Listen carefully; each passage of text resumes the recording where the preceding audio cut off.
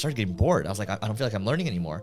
And so then I decided to start like a consulting thing. The next day, the COO calls me in, and then I'm fired for having a side hustle. It got to one guy, and then one guy ended up paying me like 30 grand a month to do SEO. And I was like 25 years old. Wait, so how do you get like the number 1, 2, 3 rankings, right? It's very simple. SEO is a lost art because people like to pay attention to the shiny object. But like, if you know that, like you have such a weapon. It has to work or it has to work. When Warren was actually, I think it was Warren that was interning for Benjamin Graham, who's one of the greatest investors. Like he wrote this book called The Intelligent Investor. Benjamin Graham's like, I think Warren, he's like, yeah, I'll work for you for free or whatever, right? And then Benjamin's like, dude, no, like you should be paying me to work here because you're going to learn so much. Yeah. And that's like, if you find a job where you feel like that's a situation where maybe you should be paying them, that's probably the right spot to go to. I tell people, I'm like, listen, you know, a lot of these roles I have, I'm like, I probably can find somebody who would want to do this for free or pay me to do it. Yeah, I mean, pay because of the information, just what's possible. Yeah, just being in the environment, proximity is everything. People don't know what they don't know. So yeah. So you started with SEO, and how long? Like, tell me, what's the next thing you did? Did you start an agency? What was the next thing after? How long were you dabbling with job to job? So that. After I started learning 12 months, I changed 5 jobs. I worked at an agency doing SEO. I worked at like an e-commerce company. We sold like truck parts, right? It was called 4-Wheel Parts. Worked there for like a month. And then I ended up becoming an SEO strategist at this company called Break Media. And they owned a bunch of like properties. And I actually got fired. You know, I got fired because I was getting bored at that job. So I was getting paid like 80 grand a year or whatever. I was like 24 years old or whatever. And like, I was like, oh. I started getting bored. I was like, I don't feel like I'm learning anymore. And so then I decided to start like a consulting thing. And one of the leads actually reached out to the front desk to inquire about like, hey, how's it working with Eric, right? So he told the front desk. The next day, the COO calls me in, and then I'm fired for starting like for having a side hustle. Wow. Right, which is crazy to me because like I am a big proponent of people having side hustles as long as they're not competitive. So then I got fired, and then I wasn't scared when I got fired. I was like, oh, this is really cool. Like I can do my own thing now. And then I just started every day. Like this was like, again, 12, 13 years ago. We didn't have Loom. We couldn't make recordings easily, right? I would just like make 20-minute videos, record. I would find someone's email, do it for like, you know, Nike or L'Oreal, or I just make like 20 videos a day, 20 minutes each, just analyzing their websites. Yeah. I wasn't sure if the emails would go through, but I just kept sending them, right? Wow. Eventually it worked. It got to one guy, and then one guy ended up paying me like 30 grand a month to do SEO. And I was like 25 years old. 30,000 a month? 30 grand a month, yeah. Wow. And another guy, I put myself on like, it's now called Upwork, but back in the day it was Elance, right? Yeah. And on Elance, I was working for $25 an hour. And this one guy's like, dude, can I just hire you? Like, I'll pay you 300 grand a year, and I'll give you like 5% profit share. Yeah. But you got to move to Philly. Yeah. And you guys are from Philly. Yeah. And I was like, I'm not moving to Philly. It's too cold. Yeah. Right? Yeah. So, but like, that just goes to show you, like, it wasn't like I was like amazing or anything. I just compounded my skills in a very short amount of time. Yeah. And it's not like I'm smart. It's just like, I just got hungry. Yeah. So it's just like, you got to find what's interesting to you and just quadruple down on it. I got to ask you this because, I mean, we got to go, like, again, my podcast, I told you I want to make it almost like a master class, and I'm always learning. I still to this day, and I may be wrong, I don't fully grasp what SEO is. Could you give me I want a crash course on what SEO is, and then how can Neil, what can I do? How can I start adopting this in whether my business or the ones that I acquire? I need to, because we were learning about SEO earlier, but I'm like, yo, I still need more. Yeah. We'll go with like what I do if I were Neil, and then what I would do if I were starting out. Perfect. So we'll do starting out first. Yeah. Excuse me.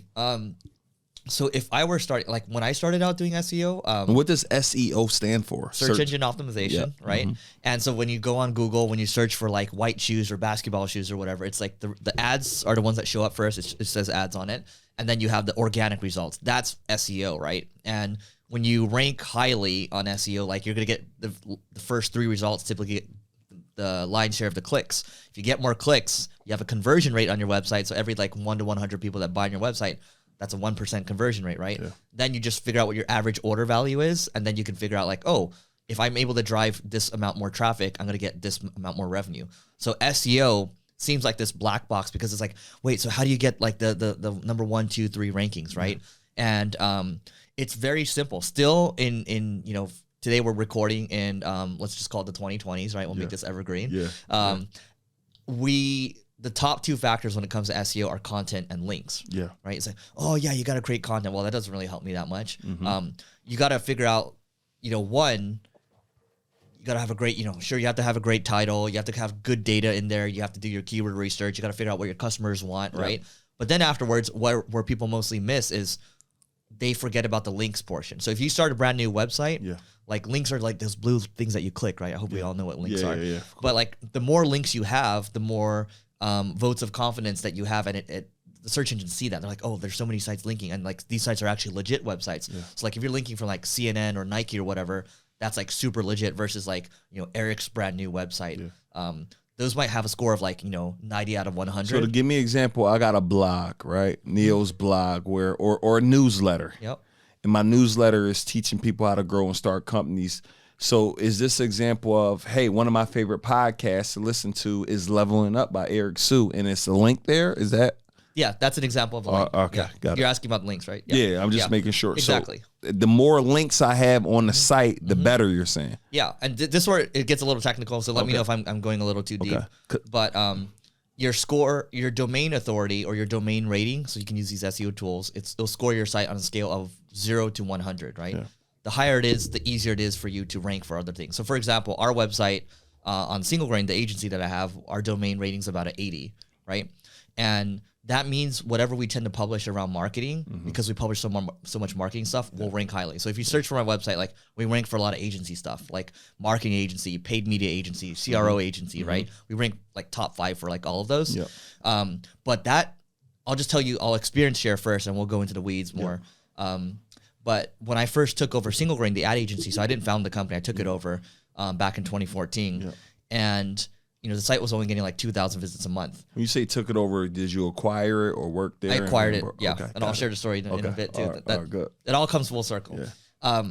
And we weren't getting much traffic at the time. It was like a crappy website. But what I did was I would guest post, meaning that like Neil, let's say you have a blog. I would go post on your blog, but I'll link back to my website.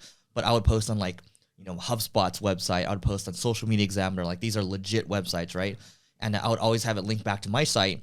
And then over the next 3 to 4 years, I started ranking #1 for like digital marketing agency, right? And that's how we started getting clients like Uber, like Amazon and things like that. But the problem, most people don't like talking about SEO because like TikTok's fast, right? YouTube Shorts is fast. Yeah. YouTube's a lot slower, but when you do shorts like LinkedIn, Twitter, whatever, you get the quick like, gratification. LinkedIn got shorts now, right? No, they took that away. Okay. All right. Okay. Or they took stories away. Okay. But LinkedIn has, they have long form, but the organic reach is really good. So it's like, people are like, yeah, why should I touch SEO if I'm like getting good organic reach? The problem with that is like investing. You guys are, business people, right? Like you got to think long-term, like Uncle Warren long-term, right? It's, I don't care about the short-term stuff. Like if you really believe in Bitcoin, like it's long-term, right? Who cares about the fluctuations? SEO is the same game. It's a long-term game. It's going to take you 3 to 4 years to build from scratch. But once you get there, like the best entrepreneurs I know, like we're going on a trip in Turkey in a couple months, like all of them are good at SEO, right? And they're all in different businesses. Some are doing like 50 million a year, 80 million a year, 300 million a year. We all know Is SEO. that a mastermind in Turkey? That's, it's like a separate thing. Yeah. We all pay costs. No one's making any profit. We're just going, right? So yeah, we can talk about that later. Yeah, I need to be there. Yeah. So, but like the key thing is like, SEO is a lost art because people like to pay attention to the shiny object. Like, don't get me wrong, I'm a marketer, right? Like, I like all the new stuff, but like, if you know that, like, you have such a weapon, and SEO will never die. Like, I know people like Gary Vee are like, oh yeah, SEO is dying, it's dead, Dude, if humans are searching for stuff, it's not gonna die. Like, maybe the formatting change a little. Maybe it's Chat GPT in the future. Who knows? But it's still gonna be there. Yeah, that's good.